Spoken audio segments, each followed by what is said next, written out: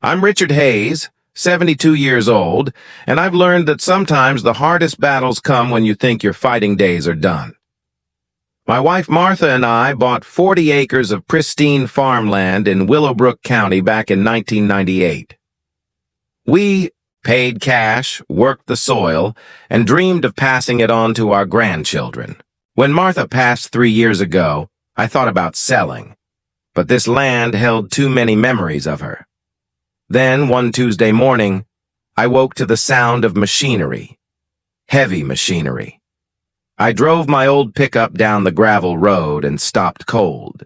Dozens of construction vehicles were tearing into my southern pasture. A young man in a hard hat waved me back like I was trespassing on my own property. "Excuse me," I called out. "This is my land." The man barely looked up from his clipboard. "Sir, you need to leave the construction site. This is Meadowview Estates Phase 2. My heart hammered against my ribs. "Son, I'm telling you, this is my property. I have the deed." He smirked. "The Homeowners Association has all the permits. If you have a problem, contact their legal department." He handed me a card and walked away. That night, I couldn't eat. I pulled out my deed, my survey maps, my tax records. Everything confirmed what I knew in my bones. This was my land. The next morning, I drove to the address on the card. The HOA office was in a gleaming building downtown. A woman in her 30s, sharp suit, sharper eyes, introduced herself as Kelly Drummond, HOA president. "Mr. Hayes," she said, glancing at her phone, "I think there's been some confusion. The developer purchased land adjacent to your property. We have all the documentation." I spread my survey map on her desk. "This map shows my property line. Your construction is 800 feet past it." She barely glanced at it. "Our surveyors are professionals. I'm sure this is just a misunderstanding. We have investors, commitments, families waiting for homes." "On my land," I said quietly. She smiled, but it didn't reach her eyes. "Mr. Hayes, I'd hate for this to get ugly. Fighting a development corporation could cost you everything you have left. Why don't we work something out? We could offer you compensation." I stood up. "My land isn't for sale." Over the next weeks, I watched 96 houses rise from the earth. Beautiful homes with blue roofs, stone facades, and circular driveways. Each one was a knife in my chest, but I waited. I hired Tom Patterson, a property attorney in his 60s who had seen every dirty trick in the book. We gathered evidence, documented everything, and filed suit. The HOA's lawyers tried to bury us in paperwork, delay tactics, and intimidation. "They're betting you'll run out of money or energy," Tom told me. "They do this to older folks all the time. They think you'll give up." But I thought of Martha. I thought of the grandchildren who would never play on this land if I surrendered. And I held my ground.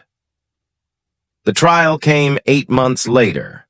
The courtroom was cold and institutional. Kelly Drummond sat with 3 lawyers in expensive suits. They presented their surveys, their permits, their signed documents from what they claimed was the original landowner. Then it was our turn. Tom stood slowly. "Your Honor, we'd like to present the original deed, recorded in 1998, with a complete survey conducted by the county." He handed the documents to the judge. "We also have satellite imagery showing that the defendant's construction is entirely on Mr. Hayes's legally owned property. Not adjacent to it, not near it, on it." The judge studied the documents for what felt like an hour. The courtroom was silent except for the hum of the fluorescent lights. Finally, he looked up.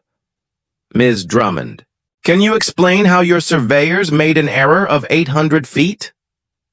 Kelly's confidence cracked. "Your Honor, We relied on the information provided by our development partner. We had no reason to believe. You had every reason to verify, the judge interrupted. Mr. Hayes has a recorded deed that predates your entire development by decades. The evidence is clear. You built 96 homes on another man's property without permission. Kelly's face went pale. The judge continued. I'm ruling in favor of the plaintiff. The Meadowview Estates HOA and its development partners are hereby ordered to cease all operations. Mr. Hayes, the property and all structures on it are legally yours. The defendants will pay all legal fees and damages. The courtroom erupted. Kelly's lawyers scrambled to speak, but the judge had made his decision. Outside, Tom shook my hand. You did it, Richard. You stood your ground. I looked back at the courthouse. What happens to those families who bought homes? That's between them and the HOA, Tom said. The developer sold them properties they never owned. You're not the villain here. 3 weeks later, I stood at the edge of the development. The streets were empty now. The construction stopped. Some families had moved in before the lawsuit concluded, and now they were in limbo, their dreams tangled up in someone else's greed. I made a decision Martha would have approved of. I contacted the families directly and offered them a path to own their homes legally.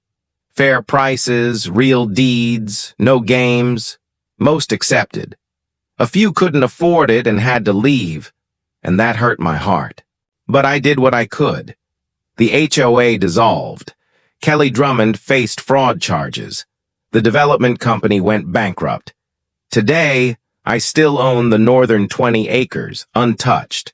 The southern section is now a real community, one built on honesty instead of theft. Sometimes families wave to me when I drive through. Their children play in yards that could have been lost forever. I'm 72 years old, and I learned that standing your ground isn't about being stubborn. It's about knowing what's right and having the courage to see it through even when the whole world tells you to sit down. Martha would have been proud. If this story touched your heart, please hit that like button, share it with someone who needs to hear it, and subscribe for more real stories about ordinary people doing extraordinary things. And please leave a comment telling me what you would have done in my shoes. I read every single one. Retry.